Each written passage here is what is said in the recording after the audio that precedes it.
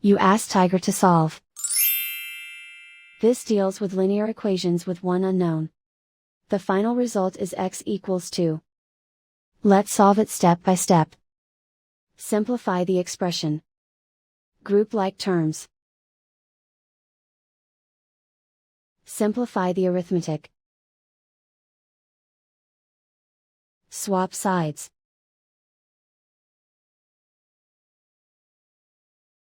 Group all constants on the right side of the equation.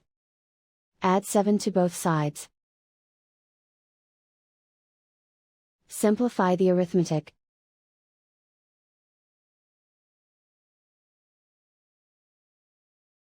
Isolate the x.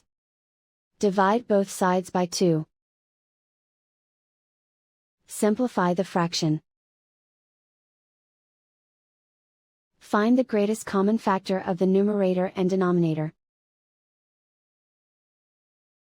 Factor out and cancel the greatest common factor. And so the final result is x equals 2.